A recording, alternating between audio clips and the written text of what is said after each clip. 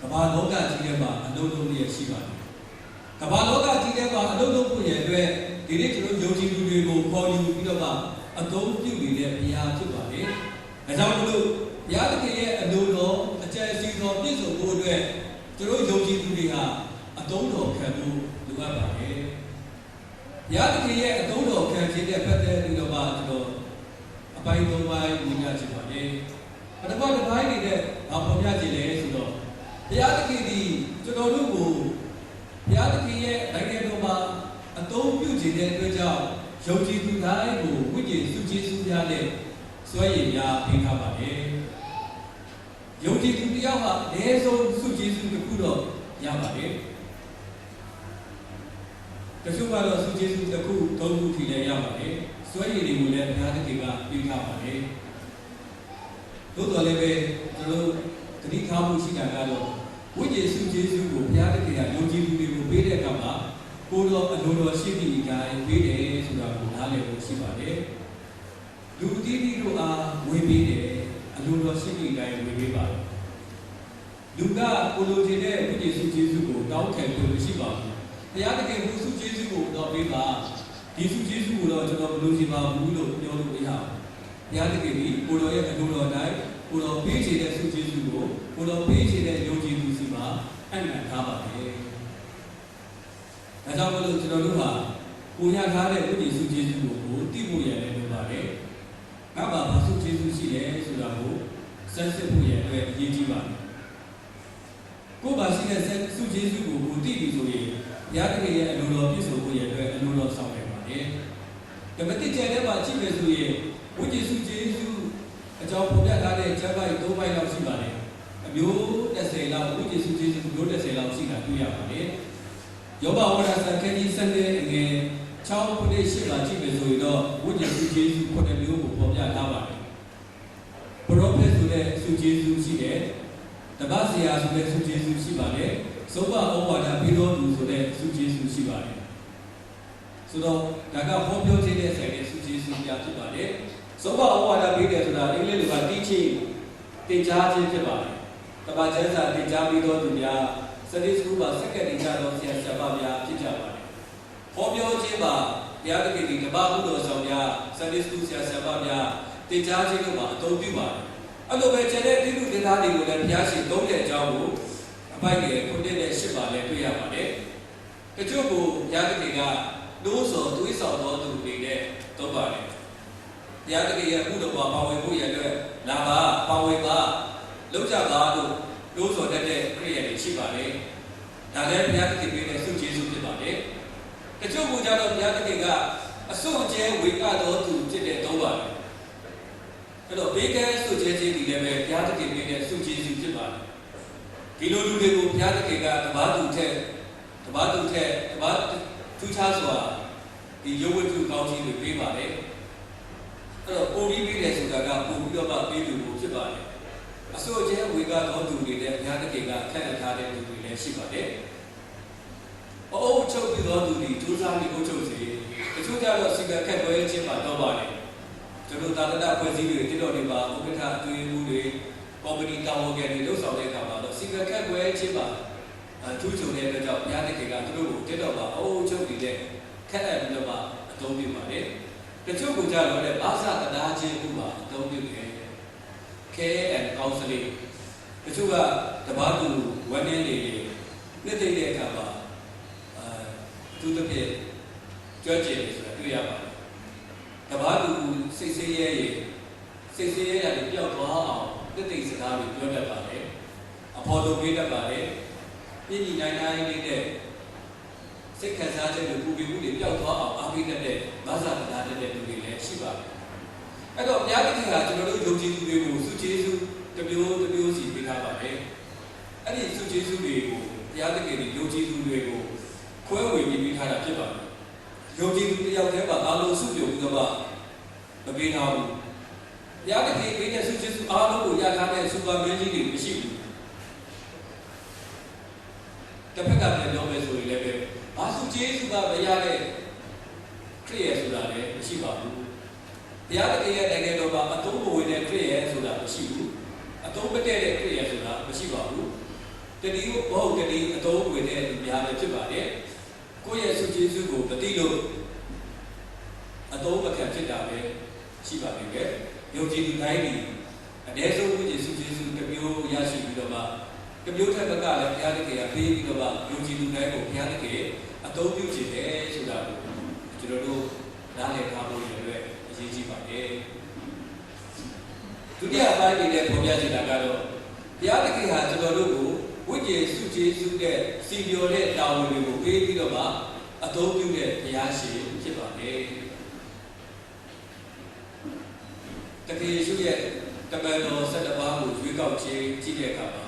တပည့်တော်7ပါးကိုရွေးကောက်တဲ့အခါမှာတက္ကသိုလ်4ယောက်ပါပါတယ်ရှိဘုံအန်ဒရီယာကုပ်ယောဟန်ဆိုတဲ့တက္ကသိုလ်4ယောက်ကိုတကယ်ရှိရွေးကောက်ခဲ့ပါတယ်သူတို့ကိုရွေးကောက်တဲ့အခါမှာတကယ်ရှိပြောတဲ့စကားကိုကြည့်ကျွန်တော်တို့ဟာစုကျေးဇူးနဲ့စီလျော်တဲ့တာဝန်တွေကိုပေးအပ်ခံရတယ်ဆိုတာကိုနားလည်နိုင်ပါတယ်တက္ကသိုလ်ဆိုတာကနားတွေကိုကိုယ်စီရောက်လာအောင်ဆွဲယူတဲ့စုကျေးဇူးဆွဲယူတဲ့ဆွဲရည်ရှိပါတယ်တတိယအဖြစ်သူတစ်ပါးကကိုယ်စီရောက်လာအောင်တွေးဆောင်တဲ့ဆွဲရည်တို့မှရှိပါတယ်ဒါဟာတက္ကသိုလ်ရဲ့လုပ်ဖြစ်ပါတယ်ရေထဲမှာရေကန်ထဲမှာအိုင်ထဲမှာရှိနေတဲ့ဓာတ်တွေကိုစုစည်းပြီးတော့သူ့ဟာသူတက်စီလေးနေတဲ့ဓာတ်တွေကိုကိုယ်စီကိုရောက်လာအောင်ဆွဲတဲ့ဆွဲရည်တက္ကသိုလ်မှာရှိပါတယ်အဲ့ဒီလိုဆွဲရည်ရှိတဲ့တက္ကသိုလ်ကိုတကယ်ရှိကရွေးကောက်ပါတယ်ရှိပုံနဲ့အန်ဒရီကိုရွေးကောက်တဲ့အခါမှာရှင်ဘာပုခရုရဲ့ခန်းကြီးတဲ့အငယ်16နဲ့ပါဘာလို့ပြောလဲဆိုတော့တေတို့ဒီငါးနောက်တူလိုက်ကြတော့တေတို့ဒီလူကိုများသောတက္ကဖြစ်စေခြင်းကလာပြုပြီးဟုမိန့်တော်မူ၏ I will make you fishermen လူကိုများသောတက္ကဖြစ်စေတတိယဖြစ်ဆိုရင်တို့ဟာတဘာသူတွေကိုကိုယ်စီကိုဆွဲတဲ့ဆွဲရည်ရှိပြီးသားပဲဘုရားသခင်ကအဲ့ဒီဆွဲရည်ကိုသူတို့ကိုပေးထားတယ်အဲ့ဒီဆွဲရည်ကိုသာသနာတော်အတွက်ပြောင်းလဲပြီးတော့အသုံးပြုဖို့ရတဲ့အတွက်သခင်ယေရှုကဖိတ်ခေါ်ခြင်းဖြစ်ပါတယ်။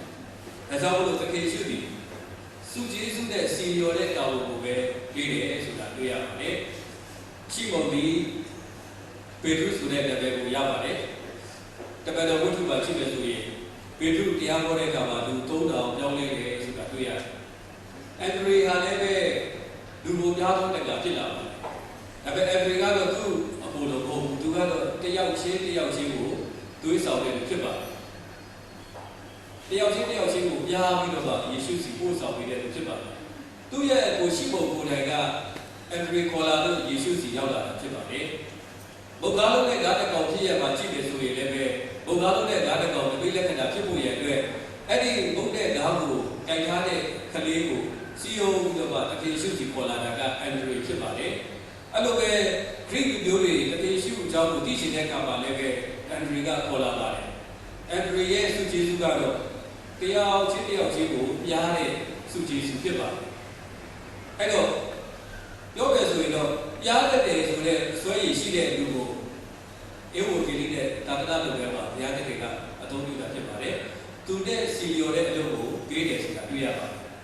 အဲ့လိုပါပဲဒီနေ့ကျွန်တော်ယုံကြည်သူတွေကိုလည်းဘုရားသခင်ကြီးကျွန်တော်တို့ဆုကျေးဇူးနဲ့ဆိုင်တဲ့အလုပ်ကိုပဲဘုရားသခင်ကပေးပြီးတော့မှအသုံးပြုတယ်ဆိုတာနားလည်ဖို့ရှိပါတယ်။ဘုရားသခင်ကဆရာဝန်တယောက်ကိုတိုက်ဆောင်ခိုင်းမှာမဟုတ်ပါဘူး။အဲ့လိုပဲဘုရားသခင်ကအင်ဂျင်နီယာတယောက်ကိုလည်းစေကုခိုင်းမှာမဟုတ်ပါဘူး။ဆရာဝန်ကဆရာဝန်လုပ်ဖို့လုပ်ပါတယ်။အင်ဂျင်နီယာကလည်းပဲအင်ဂျင်နီယာလုပ်ဖို့ပဲလုပ်ပါတယ်။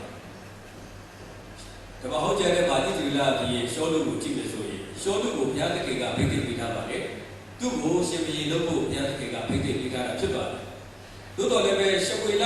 prophet ရှဝေလလုပ်ရမယ့်ရှစ်ပူဇော်ခြင်းဆိုတဲ့အလုပ်ကိုသူဝင်လုပ်တဲ့အခါမှာဘုရားသခင်မတည့်တဲ့ဘူးဆိုတာတွေ့ရပါတယ်။ဘာကြောင့်လဲဆိုတော့သူရထားတဲ့ဆုကျေးဇူးကရှင်ဘုရင်လုပ်ဖို့ဆုကျေးဇူးပဲဖြစ်ပါတယ်။ရှစ်ပူဇော်ဖို့မဟုတ်ဘူး။အဲ့တော့ကိုယ့်ရဲ့ဆုကျေးဇူးနဲ့မဆိုင်တဲ့တာဝန်ကိုယူခြင်းနဲ့ဆိုရင်ဘုရားသခင်မတည့်တဲ့ဘူးဘုရားသခင်ဒီဝိညာဉ်ဆုကျေးဇူးနဲ့ဆက်ဆိုင်တဲ့တာဝန်ကိုပေးပြီးတော့မှသုံးတဲ့ဘုရားရှင်ဖြစ်ပါတယ်။မာကုအကြောင်းကိုကျွန်တော်လည်းပြပြချင်ပါတယ်။မာကုဆိုတာကကျွန်တော်တို့ကပ္ပတော်ဝတ္ထုထဲမှာသူ့အကြောင်းကိုတွေ့ရပါတယ်။ တပတ်တော်ဝတ္ထုခန်းကြီး73ကိုကြည့်တဲ့အခါမှာအန်တီယုတ်မြို့ကတဘာမျိုးသားအတင်းတော်ပေါ်ပေါက်လာပါတယ်အဲ့ဒီအတင်းတော်ကသာသနာပြုဆရာများကိုစစ်လို့ဖို့ရတဲ့တန်ရှင်းသောဝိညာဉ်တော်ဖွင့်ပြခြင်းခံရတဲ့အတွက်ကြောင့်အစာရှောင်ဆုတောင်းကြပါတယ်အစာရှောင်ဆုတောင်းတဲ့အခါမှာတန်ရှင်းသောဝိညာဉ်တော်ကဘာတဘာနဲ့ပေါ်လူတို့ကိုဧဝံဂေလိဆရာများဖြစ်တဲ့ရွေးချယ်စစ်လို့ဖို့ရတဲ့ပေါ်ပြတယ်ဒါကြောင့်မို့လို့အတင်းတော်ကသူတို့တရားကိုလက်တွေဆုတောင်းပြီးတော့သာသနာပြုဆရာများဖြစ်တဲ့စစ်လို့လိုက်ပါတယ်တန်ရှင်းသောဝိညာဉ်တော်ဖွင့်ပြတာက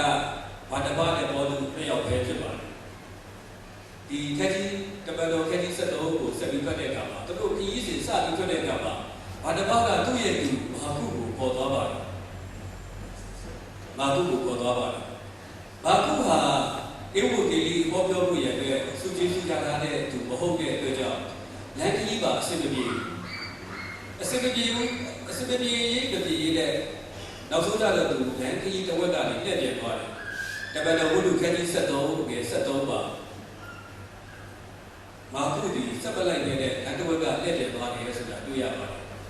အခက်ကြီး73စကိုကြည့်လိုက်မယ်ဆိုရင်အဲ့ဒီမှာအစကတည်းက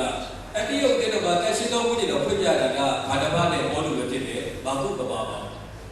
သို့တော်လည်းပဲပပါဘူးသို့တော်လည်းလူကတော့အဲ့ဒီအလုပ်မှာဝင်လုပ်ကြည့်တဲ့အခါမှာအစီအစဉ်ပဲလမ်းတစ်ဝက်ကနေထွက်သွားရတယ်ဒုတိယခရီးစဉ်မှာဘာတဘာကပြန်ပေါ်ဖို့စဉ်းစားတဲ့အခါမှာဘောလို့ကသဘောမတူဘူးဆိုတာတွေ့ရတယ်အဲ့တော့ဘာကုဟာဧဝံဂေလိမဟောတဲ့အတွက်ကြောင့်ဘုရားသခင်ရဲ့နိုင်ငံတော်မှာအသုံးမဝေတော့ဘူးလားလို့စဉ်းစားကြရရှိပါတယ်အကဲတော်ကသူဟာဘာမှအသုံးမတဲ့ခရစ်ယာန်တယောက်လားလို့မေးစရာရှိပါတယ်ကျွန်တော်တို့ဒီနေ့ကြိုင်ထားတဲ့တမန်ကျမ်းစာအုပ်မှာတပတ်တစ်ကျမ်းမှာကျွန်တော်20တဲ့ပုံကျမ်းပါပါတယ်20ပုံကျမ်းထဲမှာအကျမ်းကရှင်ဘာကုခရစ်ဝင်ဖြစ်ပါတယ်ရှင်ဘာကုဒီခရစ်ဝင်ကျမ်းအကျမ်းကိုရေးခဲ့တယ်နောက်ပိုင်းမှာရှင်ဘာကုဒီပေတရုနဲ့အတူတူတွဲပြီးတော့သွားလာခဲ့ပါတယ်ပေတရုဟာဂရိစကားကိုမတတ်ဘူးဒါကြောင့်မို့လို့သူကဒီယူဒာပြည်ကိုကြော်ပြီးတော့ပြည်ပကိုသွားပြီဆိုရင်သူတရားဟောတဲ့အခါမှာစကားပြန်လို့တဲ့အခါမှာမာကုကပေတရုကဟောတဲ့တရားတွေကိုပရိသတ်နားလည်အောင်ဂရိလိုဘာသာပြန်ပေးတယ်ပေတရုကသူကသွားလာခဲ့တဲ့အတွက်ကြောင့်အားလက်တဲ့အချိန်မှာပေတရုကြီးကတခင်ယေရှုကြောင့်လည်းသူ့ကိုပြောပြတာမျိုးကိုမာကုကဒီစာပေါ်မှာသူကပတ်တန်းတင်လာတယ်အဲ့တော့ပတ်တန်းတင်ထားတဲ့စာတွေအားလုံးကိုစုစည်းပြီးပြန်ရေးလိုက်တဲ့အခါမှာရှင်ဘာကုခရစ်ဝင်ဆိုတာဖြစ်လာပါတယ်အဲ့တော့ရှင်ဘာကုကိုဘာကုကိုတကယ်ယေရှုခရစ်တော်ဘုရားကကိုယ်တော်ရဲ့တက်တော်စဉ်ကိုယ်တော်ရဲ့နှုတ်ကပတ်တော်တွေကိုပတ်တန်းတင်တဲ့ခရစ်ရဲ့စာပေလိုပဲပါပြန်ပြီးတော့အသုံးပြုသွားတာတွေ့ရပါတယ်သူရထားတဲ့စုကျေးဇူးကြီးခရစ်ရဲ့စာပေကိုရေးသားတဲ့စုကျေးဇူးတွေတယ်ဘာကုရထားတဲ့စုကျေးဇူးတွေဧဝံဂေလိဟောတဲ့စုကျေးဇူးမဟုတ်ဘူးသူရတဲ့စုကျေးဇူးတဲ့သူလုပ်တဲ့အလုပ်တဲ့အဝေကိုကြမဖြစ်တဲ့အခါမှာအစစ်တပြေမှုတွေတွေ့ရပါတယ်ဘောလူနဲ့ဘာတပါတော့သူ့ကြောင့်သဘောကွဲလွဲမှုတွေဖြစ်ရတယ်လက်တွဲတော့လာတဲ့လုပ်ပေါ်ဆောင်တဲ့ချင်းသူ့ကြောင့်သဘောကွဲလွဲရတယ်ဘာကြောင့်လဲဆိုတော့သူကဒီအလုပ်နဲ့သူတက်အဆက်လို့ဖြစ်ပါတယ်အဲ့တော့ဘာတပါအနေနဲ့ဝိညာဉ်ဒီဧဝံဂေလိဟောတဲ့စုကျေးဇူးမရထားတဲ့သူကိုဒီလုပ်ပါလို့ယူသုံးလိုက်တဲ့အခါမှာအစစ်တပြေဘူးဆိုတာတွေ့ရပါတယ်သို့တော်လည်းအစစ်တပြေတဲ့အတွက်ကြောင့်ဘယ်တော့မှဘုရားသခင်ကဘာခုမတော်ပဲဖြစ်ထားတာမဟုတ်ဘူးဘုရားသခင်သူ့ကိုသုံးဖို့အတွက်ကြံစီထားတာကဘုရားသခင်ပြင်ဆင်ထားတာကသူ့ကိုခရစ်ဝင်ခြင်းရှိတဲ့လုပ်ဖို့ရတဲ့ဘုရားကသူ့ကိုရွေးကောက်ပြီးပြင်ဆင်ထားတာဖြစ်ပါတယ်။ဒါကြောင့်မလို့ကျွန်တော်ခြုံကြည့်တဲ့အခါမှာဘုရားသခင်ဒီကျွန်တော်တို့ကိုဝိညာဉ်စုကျေးဇူးတွေကိုပေးတယ်။အဲ့ဒီဝိညာဉ်စုကျေးဇူးတဲ့စီလျော်တဲ့တောင်းလို့ကိုပေးပြီးတော့ဘုရားသခင်ရဲ့နိုင်ငံတော်ကျေပြတ်မှုရဲ့အတွက်အသုံးပြုတဲ့ဘုရားရှင်ဖြစ်ပါတယ်။ဒီနေ့ကျွန်တော်တို့လာရောက်မှုကိုကိုယ်ွယ်စားတဲ့ယုံကြည်သူကြီးကိုပေါ်တော်ဘုရားကိုအားပေးခြင်းပါလေ။ကျွန်တော်တို့ဘုရားရဲ့အမှုတော်မှာအသုံးမတည့်တဲ့လူဆိုတာမရှိပါဘူး။လူတိုင်းအသုံးခဲ့ပါလေ။ကိုယ့်ရဲ့စုကျေးဇူးကိုတည်ပြီးတဲ့အခါမှာကိုရထားတဲ့စုကျေးဇူးနဲ့စီလျော်တဲ့တာဝန်ကိုထမ်းဆောင်ပြီးတော့ဘုရားသခင်ရဲ့အသုံးတော်တဲ့ကိုလူကပါလေ။တတိယပိုင်းပေါ်ပြချင်ပါလေ။တတိယပိုင်းကတော့ကျွန်တော်အချက်၃ချက်လောက်ပေါ်ပြချင်ပါလေ။ပထမတစ်ချက်ပါပေါ်ပြချင်လဲဆိုတော့ဘုရားသခင်ဒီတက်ရှိတောက်တဲ့ဘုရားဖြစ်တဲ့အတွက်ကြောင့်ညစ်ယူတဲ့အရာကိုအသုံးပြုလို့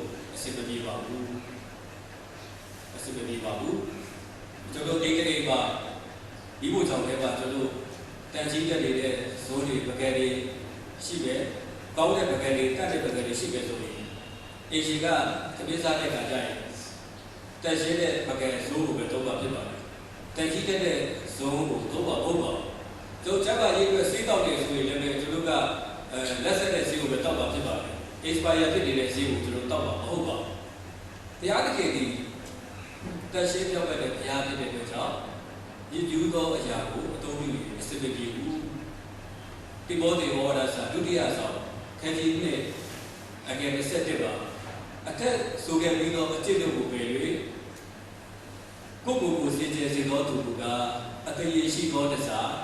တက်ရှိ၍အိမ်ရှိ30ရာကောင်းသောတစားကောင်းသောအမှုမျိုးမျိုးတို့အတွက်ပြည့်စုံသောတစားဖြစ်လိမ့်မည်အိမ်တေဘာတစားဗလာမျိုးမျိုးရှိတဲ့အခါမှာစင်ကြယ်သောအရာအိမ်ရှိအတွက်30ရာကောင်းတဲ့တစားတက်ရှိတဲ့တစားဖြစ်တယ်ဆိုတာကိုတွေ့ရပါတယ်ဒုတိယတစ်ချက်ဒီတတိယဘက်ကိုဒုတိယချက်မှာပြောချင်တယ်ဆိုတော့ဟုတ်ပြီဒါဆိုရင်ဘုရားသခင်ဟာအားလည်းချက်ရှိတဲ့လူတွေဇာတိပဂတိအားကြီးတဲ့ခရစ်ယာန်တွေကိုမသုံးဘူးလားလို့စဉ်းစားကြရှိပါတယ်ဘုရားသခင်သုံးပါတယ်ဘုရားသခင်ဒီအားလည်းချက်ရှိသောသူများတို့ကိုပြုပြင်ပြီးတော့မှအသုံးပြုသောဘုရားဖြစ်ပါတယ်လူရဲ့သဘောကတော့တက်ရှိတဲ့ပစ္စည်းဆိုပြီးတော့ပိုက်ပုံးပြဖြစ်လိုက်တာပဲဖြစ်ပါတယ်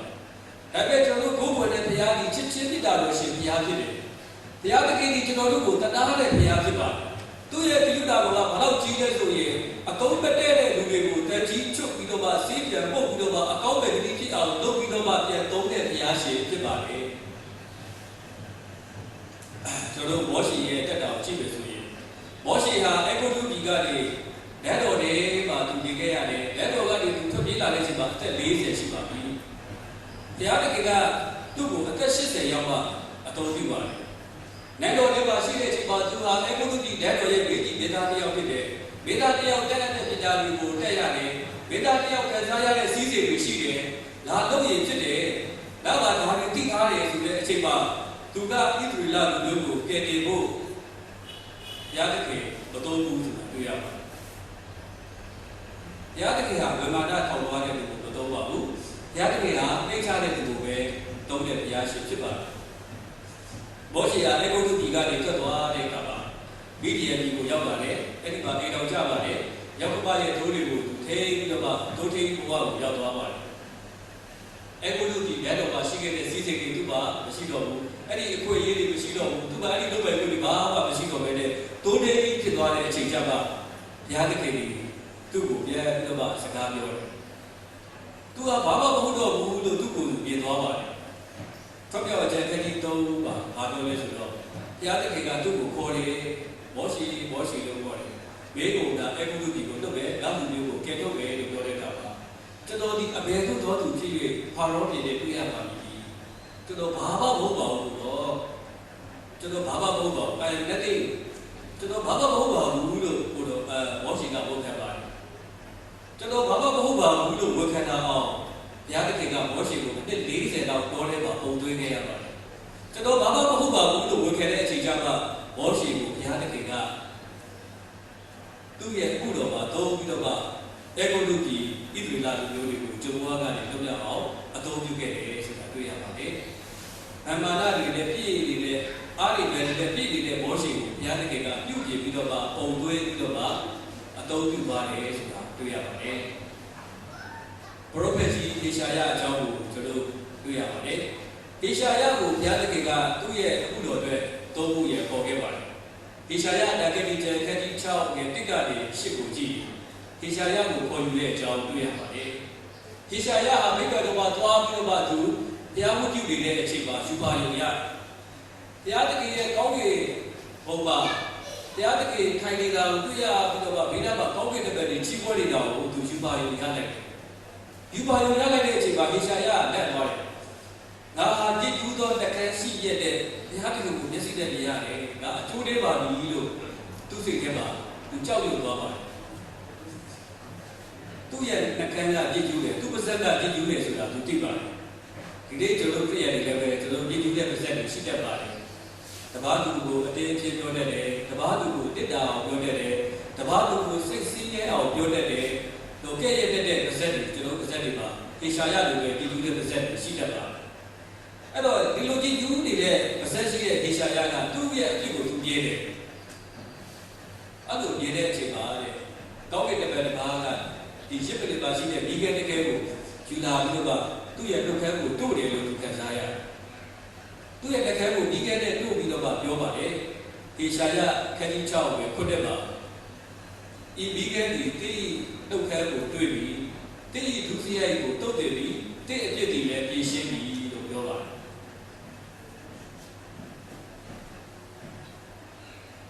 ဒီယူသောနှုတ်ခမ်းရှိတဲ့ဒေရှာယာကိုသူ့ရဲ့အဲ့ဒီစကားပြောခြင်းပါအားနည်းချက်ရှိတဲ့ဒေရှာယာကိုဘုရားတခင်ကပြုပြင်လိုက်ပါတယ်ပြုပြင်ပြီးတဲ့အခါမှာဘုရားတခင်ကသူ့ကိုပြောပါတယ်ငါဒီဘယ်သူကိုဆင်လွှတ်ရပြီငါတို့ကိုဘယ်သူသွားပြီလို့ဖိတ်ခေါ်ပါတယ်ဖိတ်ခေါ်တဲ့အခါမှာဒေရှာယာကအကျွန်ုပ်ရှိပါ၏အကျွန်ုပ်ကိုဆင်လွှတ်တော်မူပါဒေရှာယာကိုဘုရားတခင်ကလောကကြီးထဲကိုမလွတ်ခင်ပါသူ့ရဲ့ဒီယူတဲ့နှုတ်ခမ်းကိုပြင်ပေးပြီးတော့မှသူ့ရဲ့ပါဇက်ကိုပြင်ပြီးတော့မှသူ့ရဲ့မကောင်းတဲ့ဒီစကားပြောတတ်တဲ့အကျင့်တွေကိုပြင်ပြီးတော့မှလောကကြီးထဲကိုလွတ်လိုက်တယ်ဆိုတာတွေ့ရပါတယ်။ဘုရားသခင်ကမင်းမကောင်းတဲ့ကြောင့်ဝိက္ခာမသုံးဘူးဆိုပြီးတော့ဖြစ်ထားတဲ့တရားမဟုတ်ပါဘူး။မကောင်းတော်လည်းပဲဘုရားသခင်ကပြင်ပြီးတော့မှသုံးတဲ့တရားဖြစ်ပါတယ်။ဒါပေမဲ့ကျဲတဲ့မှာကျွန်တော်ကြည့်တဲ့အခါမှာပေတရုရဲ့အသက်တော်ကြည့်ပေတရုဟာသခင်ယေရှုကိုချစ်ပါတယ်။ဒါပေမဲ့သူ့ရဲ့အားနည်းချက်ကတေရမှာအရင်ကြောက်တယ်။တေရမှာအရင်ကြောက်တဲ့အတွက်ကြောင့်သခင်ယေရှုကိုသူဟာဖမ်းသွားတဲ့အချိန်မှာတောက်ကနေမယောင်မလဲနဲ့နိုင်သွားတယ်။ကိုတော်ကိုချစ်လို့တောက်ကနိုင်သွားတာပါ။ဒါပေမဲ့တပြိုင်တည်းမှာပဲသူ့ရဲ့အားနည်းချက်ကကြောက်တယ်တေရမှာကြောက်တယ်။တေရမှာကြောက်တဲ့အတွက်ကြောင့်သခင်ယေရှုကိုမသိပါဘူးလို့သူသုံးချိန်ပြဲပါတယ်။သခင်ယေရှုကရှင်ပြန်ထပ်ပြောက်ပြီးတဲ့အခါမှာပေတရုရဲ့အကျင့်ကိုပြုပြင်ပေးပါတယ်။ပြုပြင်ပြီးတဲ့အခါမှာပေတရုကိုပြန်ပြီးတော့အတော်ပြုပါတယ်။တပည့်တော်ဝိတုပါကြည့်ပေတရုဒီကတိကုတ်တွေပွဲလေးပါလူရှိပါထွက်ပြီးရဲရဲစွာဟောပြောတယ်ဆိုတာတွေ့ရပါတယ်။ကြောက်တဲ့ပေတရုကိုပြုပြင်ပြီးတော့ရဲရဲတော်တပည့်တော်တစ်ပါးဖြစ်အောင်ပြင်ဆင်ပြီးတော့အခုတော်မှာတောင်းသွားတယ်ဆိုတာတွေ့ရပါတယ်။တပည့်တော်ဝိတုပါပဲကျွန်တော်တို့ရှောလူကိုပေါ်ပြချင်ပါတယ်။တာရှုပြုသားရှောလူဖြစ်ပါတယ်။သူဟာပါရီရှဲခိုင်းဝင်တယောက်ဖြစ်တယ်။လူမျိုးရေးအစိုးရရဲ့လူဖြစ်ပါတယ်။ငါတို့ဂျူးလူမျိုးဒီဘုရားရွေးကောက်ထားတဲ့လူမျိုးငါတို့ဂျူးလူမျိုးသားတွေအသက်ရှင်ဆုံးလူမျိုးဖြစ်တယ်လို့သူခံယူပါတယ်။ငါတို့ယုဒဘာသာဒီကောင်းဆုံးဘာသာလူမျိုးရေးအစိုးရရဲ့လူဘာသာရေးအစိုးရရဲ့လူဖြစ်ပါတယ်။ခရစ်ယာန်တွေပေါ်ပေါက်လာတဲ့အခါမှာခရစ်ယာန်တွေဟာအယူလွဲတဲ့လူတွေဆိုတော့ဖန်ဆီးပြီးတော့နှိပ်စက်ပါတယ်။ဒုက္ခလည်းပေးပါတယ်။တကယ်ယေရှုကအဲ့လိုဒုက္ခပေးနေတဲ့လူကိုခေါ်ယူပြီးတော့ပြုပြင်ပြီးတော့အသုံးပြုပါတယ်။တပတ်တက်ပြုတ်ကိုရှောလူသွားတဲ့လမ်းမှာအလေးလေးနဲ့အုပ်ဖမ်းလိုက်တယ်သူ့ရဲ့တက်တာကိုပြုပြင်လိုက်ပါတယ်။ဂျူးလူမျိုးသားတွေအကောင်းဆုံးလူမျိုးတို့ခံယူထားတဲ့ရှောလူကပြောင်းလဲသွားပြီးတော့လူမျိုးတကာတို့ကိုချစ်တဲ့တပတ်တော်လူမျိုးတကာတို့ကိုတတိကောင်းပြောတဲ့တပတ်တော်ဖြစ်သွားပါတယ်။တကယ်ယေရှုခရစ်တော်ဟာအားနည်းချက်ရှိတဲ့သူတွေကိုပြုပြင်ပြီးတော့အသုံးပြုတတ်တဲ့တရားဖြစ်ပါတယ်။နောက်ဆုံးတစ်ချက်အနေနဲ့ပေါ်ပြချင်တာကတော့ဘုရားသခင်ဒီမကောင်းသောသူကိုပြုပြင်ပြီးသုံးတတ်တာပတ်တော်လည်းပဲကျွန်တော်လူတွေကတော့ပြုပြင်ခြင်းကိုခံယူဖို့လုပ်ပါမယ်။ဘုရားသခင်ကကျွန်တော်တို့ကိုဖန်ဆင်းတဲ့အခါမှာစိတ်ယုတ်ကြီးတရုပ်ကိုဖန်ဆင်းထားတာမဟုတ်ဘူး။အာရနဲ့ဧဝကိုဘုရားသခင်ဒီဖန်ဆင်းကလေးကလွတ်လပ်စွာရွေးချယ်ဖို့ပေးထားတယ်။အဲ့တော့ဘုရားသခင်ကအားနည်းချက်ရှိတဲ့လူကိုပြင်ပြီးတော့သုံးချင်ပြီးပဲလေအားနည်းချက်ရှိတဲ့လူကအပြေခံဖို့လုပ်ပါမယ်။အပြေခံရတော့ဘုရားကအသုံးပြုမှာဖြစ်ပါတယ်။ကျွန်တော်တို့တန်ဆုံဘက်ကတပါတိရှိပြီးဆိုတော့ပါတယ်ရှိသည့်အတိုင်းကုသိုလ်မရှိဖြစ်ပါသူတွေတွေးတော်သူပြီးကျွန်တော်ကိုလည်းဝယ်တော်မူပြီးရှင်းကပ်ပါသည်တိုးခဲ့ဗျာကျွန်တော်တို့ကအားတဲ့ချက်ရှိတယ်ဆိုတာကျွန်တော်တို့သိပြီးတော့မှအဲ့ဒီအားတဲ့ချက်ကိုဝတ်ခဲ့ပြီးတော့မှအရှိကိုအရှိတိုင်းကိုတော့လက်ထဲကိုဖွင့်ပြပြီးတော့မှကိုတော့လက်အပ်လိုက်ကိုတော်ကပြုပြင်ပြီးတော့မှသူ့ရဲ့မြတ်တာတော်နဲ့ကျွန်တော်တို့ကိုပြန်သုံးသွားမှာဖြစ်ပါတယ်အရှိကိုအရှိတိုင်းရားတဲ့လက်ထဲကိုအပ်လိုက်ဖို့ပြောပါတယ်ကိုယ့်ရဲ့လက်ရှိအခြေအနေကိုကိုကမကောင်းဘူးဆိုပြီးတော့မတက်ပါဘူးဆိုပြီးတော့ဘုရားတကယ်စီကထွက်ပြေးသွားလို့မဖြစ်ပါဘူးအားတဲ့ချက်ရှိတော်လည်းပဲကျွန်တော်အားတဲ့ချက်ကိုကိုတော့လည်းအပ်လိုက်ကိုတော့ကပြေးပြီးတော့အသုံးပြုမှာဖြစ်ပါတယ်။ဒါကြောင့်မလို့ရှင်မသက်ခန်းကြီး7တဲ့28 29မှာတခေရှိကပြပေါ်ပါတယ်။ဝလေးလေးပြပန်းတော်သူပေါင်းလို့ဓာတ်ထံသို့လာကြတော့တ ဒါဒီချက်တာပြီကျွန်တော်တို့စီကဘုရားမကြိုက်တဲ့ဒုစရိုက်အထုပ်တွေကိုကျွန်တော်ကထမ်းထားတတ်ပါတယ်ဒီအထုပ်တွေထမ်းထားရင်ကျွန်တော်တို့ဘုရားသခင်သုံးဖို့ခက်ပါတယ်အဲ့ဒီအထုပ်တွေကိုကျွန်တော်တို့ကဖယ်ဖို့ရတဲ့အားမရှိရင်ကိုတော်တဲ့တတ်လိုက်ရင်ကိုတော်ကဒီအထုပ်တွေဖယ်ပေးမှာဖြစ်ပါတယ်ဖယ်ပြီးတဲ့အခါမှာကိုတော်ကပိုက်က29မှာပါတော့လဲဆိုတော့ငါတဘိုးကိုတင်ပြီးဖယ်ကြတော့အဲ့ဒီလိုဘုရားမကြိုက်တဲ့အရာတွေကိုခရစ်တော်ဘုရားရှင်တတ်လိုက်လို့ခရစ်တော်ကလည်းဖယ်ပေးပြီးလို့ပြင်ဆင်ပြီးသွားပြီဆိုရင်ကိုတော်ကသူ့ရဲ့တဘိုးကိုတင်မှာဖြစ်ပါတယ်တဘိုးဆိုတာကတာဝန်ဖြစ်ပါတယ်တဘိုးဆိုတာကအလုပ်ဖြစ်ပါတယ်ကိုတော်ကသူ့ရဲ့ဥတော်မှာသုံးပါဖြစ်ပါတယ်ဘုရားသခင်ရဲ့နိုင်ငံတော်ကျင့်ပြတ်မှုရဲ့အတွက်တလောကလုံးဘုရားသခင်ရဲ့ကယ်တင်ခြင်းစုကျေးဇူးနဲ့ဘုရားသခင်ရဲ့တပါးတရားကိုသိလို့ရဲ့အတွက်ဒီနေ့ဒီပါထိုင်နေတဲ့လူကြီးတို့အားလုံးကိုဘုရားသခင်ကသုံးခြင်းပါတယ်အသုံးတော်ခံနိုင်မှုရဲ့အတွက်ကိုတော်ကလည်းပြုပြင်ပေးနေမှာဖြစ်ပါတယ်